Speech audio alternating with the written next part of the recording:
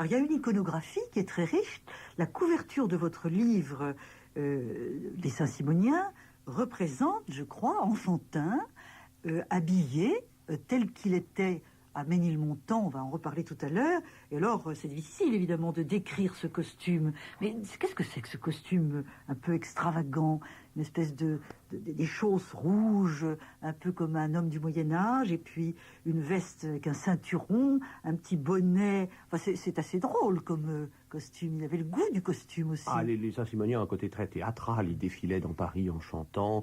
Ils appartiennent aussi à cette génération. Il faut pas oublier leur appartenance à la génération romantique. Bon, c'est des contemporains de la bataille d'Hernani, avec un désir finalement un peu de théâtralisation, de pittoresque. Alors évidemment, tout dans le costume ensuite est symbolique. La boucle du ceinturon est censée représenter ceci, cela. Le bleu symbolise un certain nombre de qualités morales. Le rouge en symbolise d'autres. Donc il y a toute une volonté à travers le costume de sursignifier, disons, l'appartenance au mouvement. Effectivement, bon, rétrospectivement, on se dit quel spectacle. Oui. Ils voulaient que ce soit un spectacle un peu à cause tout à fait. du sens de la publicité. C'est des gens qui ont même joué, enfin, qui se faisaient beaucoup caricaturer dans la presse, et en fait, ils aimaient se faire caricaturer, parce qu'il y a vraiment le désir, là aussi, de jouer. On parlerait aujourd'hui de plan média. Les Saint-Simoniens ont un plan média vers 1830 tout à fait affirmé, consistant à être présent un peu partout, à travers les journaux, les libelles, le costume, les cérémonies.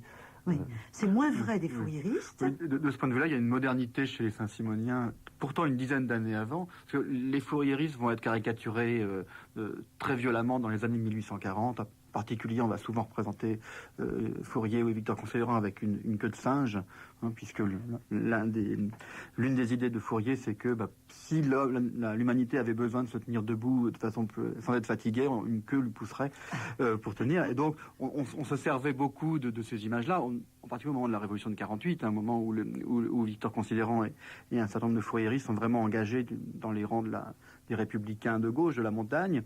Et ce qui est très frappant, c'est que ça insupporte les fourriéristes, alors que probablement ça les sert. Ça les fait connaître. Au niveau de la notoriété, mais ils ne supportent pas. Alors que je crois que ce qui était très intéressant dans le livre d'Antoine Picon, c'est l'idée que, quelque part, les Saint-Simoniens ont la conscience du fait que parlez toujours, dites du mal de nous, mais tant que vous parlez de nous, c'est ça qui est important. Je crois que les Saint-Simoniens, je dirais, ce qui les rend extrêmement contemporains, c'est qu'on a la conscience que la société industrielle est aussi une société de communication. Oui. Et ça, ils en ont une conscience très très tôt. De votre livre. Oui. Et je dirais, bon, ça se manifeste de mille et une façons. Pour eux, le chemin de fer, par exemple, n'est pas uniquement un moyen de transport matériel, c'est une mise en communication aussi spirituelle. Et je dirais, d'où l'importance des médiations et l'importance, finalement, de tous les véhicules possibles pour... des gens de réseau, des gens de communication, des gens de réseau, oui. Il y a aussi un aspect, je trouve, un peu très ludique. Moi j'ai un peu découvert dans le livre. On a l'impression qu'il y a un côté grand gosse, blague d'étudiants quelque part. C'est-à-dire que ce qui est compliqué, c'est un peu comme le rapport à cette nouvelle religion au contour parfois un peu flou. Effectivement, il y a un côté jeu, mais il y a un côté aussi très passionné dans le saint-simonisme. Il ne faut pas oublier que ce sont des gens qui ont... passion saint-simonienne. Voilà, il y a une sorte de passion. C'était le dernier conseil. Saint-Simon meurt et sa dernière phrase à ses disciples, et souvenez-vous que pour faire de grandes choses, il faut être passionné. Et je crois que les saint-simoniens reprennent finalement cette devise de vie.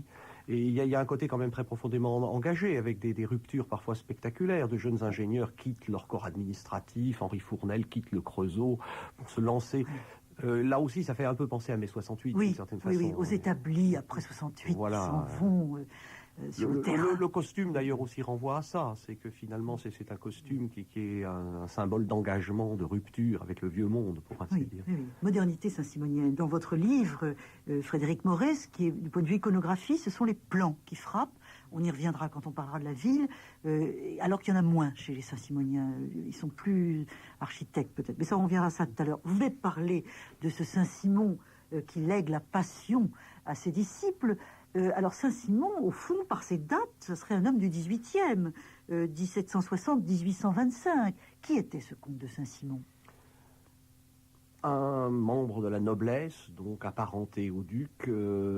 Apparenté tout de même. Apparenté, absolument. C'est donc était un lointain oncle qui s'engage très jeune dans la Révolution américaine, il va combattre en Amérique, revient, mène une carrière un peu étrange, mi-diplomate, mi-agent secret, mi-homme d'affaires, fait fortune sous la Révolution, repère tout, mais avec une vie qui, dès les années 1790, est guidée par une grande idée. La société de l'Ancien Régime est morte. On attend le philosophe, finalement, de ce nouvel âge de l'humanité qui s'ouvre avec la chute, finalement, de la monarchie. Et donc, à partir des années 1800, Saint-Simon va s'essayer inlassablement de théoriser, finalement, le nouvel ordre qui naît des décombres de l'Ancien Régime, à travers une série d'opuscules, de livrets, etc., avec de grandes ambitions et, dans un premier temps, de faibles résultats. Et finalement, le paradoxe aussi de l'aventure saint-simonienne, c'est qu'il n'aura des disciples qu'après sa mort, véritablement.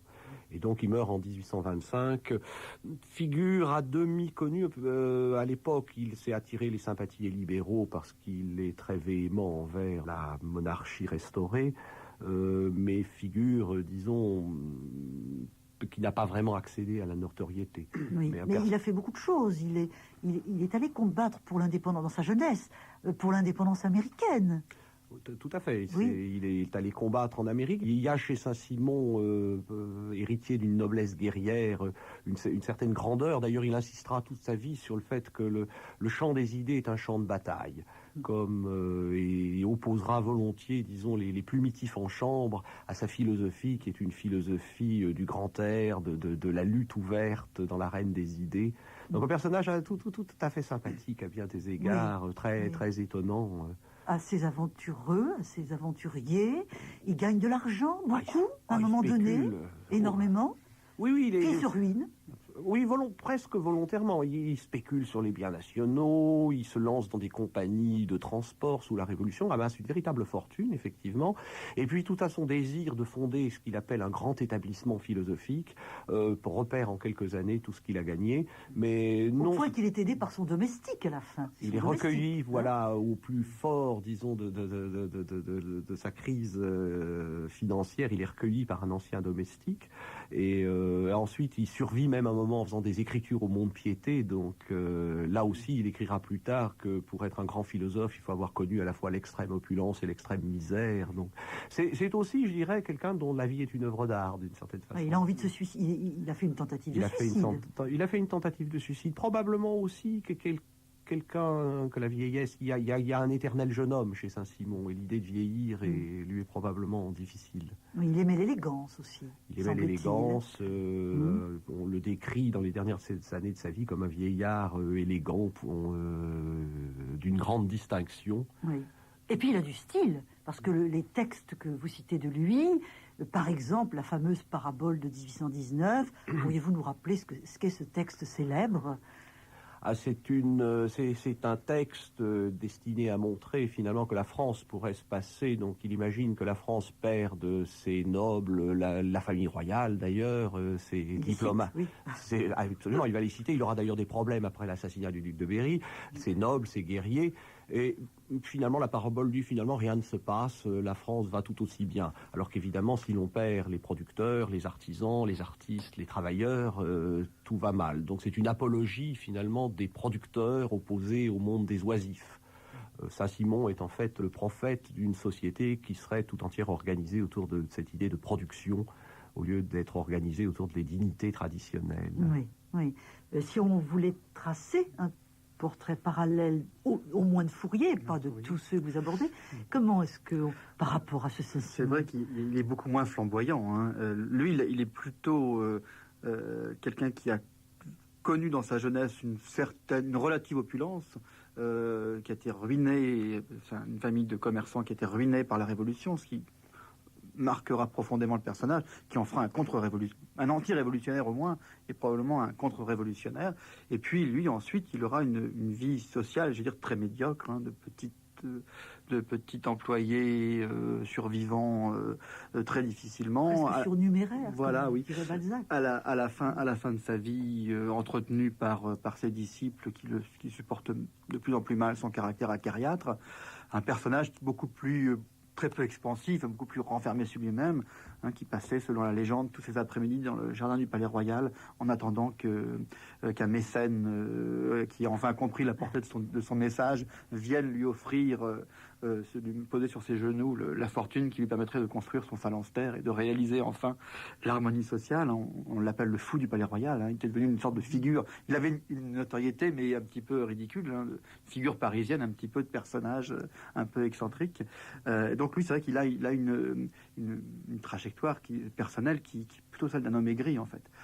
Si je peux me permettre, le troisième personnage, j'allais dire, qu'on pourrait mettre, qui est beaucoup plus proche peut-être de Saint-Simon, c'est Robert Owen, qui lui a une trajectoire absolument fabuleuse, parce que c'est l'un de ces self-made men à l'anglaise, quelqu'un qui a commencé à travailler vers l'âge de 10-12 ans, qui à 19 ans était directeur de la production d'une des plus grandes usines de filature, et qui est devenu le propriétaire. Engels, et voilà, oui. Tard, Sauf que Engels fut un héritier, alors que Owen s'est fait lui-même, et il y a au moment où il commence dans les années 1815-1820 à réfléchir aux questions sociales, il est propriétaire et directeur de la plus grande usine du monde, qu'il a construite à New Lanark en Écosse, fortune colossale qu'il va là aussi complètement dilapider, en tout cas dépenser pour réaliser ses projets, des grands projets aux États-Unis, puis en Grande-Bretagne, mais une trajectoire là aussi avec des hauts débats. Fourier, lui, a un profil beaucoup plus socialement. Il y a un côté petit bourgeois, petit boutiquier chez lui, quand il parle du luxe. Chez Fourier, c'est du luxe de bas étage. Il n'y a pas ce côté un peu grand seigneur qu'ont pu avoir Saint-Simon et aussi Owen, avec un profil différent. Alors le saint-simonisme, après Saint-Simon, c'est une histoire. C'est d'abord le recrutement de disciples qui, eux aussi, sont tous passionnants. Enfantin, Bazard, qui d'autre encore il y en a pas mal. Michel Chevalier. Michel Chevalier, qui est un homme extraordinaire, oui. Et puis des gens qui passent quelquefois, qui ne resteront pas forcément longtemps. Augustin Thierry a été aussi dans ces parages. Auguste Comte, mais ce sera plus tard. Donc, il y a des gens qui sont attirés par lui et qui vont continuer après. Donc, il y a une histoire d'un mouvement duquel vous auriez envie de nous parler. Enfantin est quand même quelqu'un de tout à fait oui, je crois intéressant. Enfantin, qui deviendra l'un des papes du saint-simonisme, parce que le saint-simonisme, se voulant une religion, va avoir des papes. En fait, il en aura même deux. Prosper Enfantin, polytechnicien, donc entré à l'école polytechnique vers la fin de l'Empire. Son père est ruiné. La ruine familiale joue un grand rôle souvent dans les itinéraires saint-simoniens, qui part donc, commence une carrière d'homme d'affaires en Russie, revient en France et donc va s'agréger au noyau des premiers disciples de Saint-Simon, progressivement en prendre la tête et donc devenir l'inspirateur finalement du mouvement saint-simonien. Au début des années 1830, il y a un retentissant procès contre le saint-simonisme. Enfantin est jeté en prison et l'aventure continue. Enfantin ensuite part en Égypte pour essayer de fonder un établissement. C'est étonnant. Oui. Il y a une expédition d'Égypte saint-simonienne qui a été très bien étudiée autrefois par Philippe Régnier, reviendra en France et deviendra un homme d'affaires tout à fait influent sous le Second Empire, membre du conseil d'administration du Paris-Lyon-Marseille, tout en continuant d'ailleurs à écrire sur des thèmes donc philosophiques et politiques jusqu'à la fin de ses jours. Oui. Et Bazard aussi, l'autre qui est aussi un polytechnicien, si je ne me trompe. Non, c'est un autre profil, Bazard. C'est plutôt un révolutionnaire professionnel, donc qui passe par la charbonnerie française et dont le rôle qui va être co-directeur, dirons-nous, du mouvement jusqu'au début des années 1830. Ensuite, une lutte l'oppose à Enfantin et finalement, il se fait expulser plus ou moins du mouvement. Et disons, Bazard exerce beaucoup d'influence sur le mouvement jusqu'en 1830. Ensuite, les choses s'arrêtent. Mais c'est aussi un personnage assez intéressant, plutôt porteur, lui, de cette espèce d'austérité républicaine, du révolutionnaire, disons, professionnel, avec Enfantin et plus l'homme. C'est un homme, lui, qui aime le luxe, mais peut-être, contrairement à Fourier, le grand luxe, qui aime l'argent, qui aime la banque. Bazard est un homme plus austère. Oui, et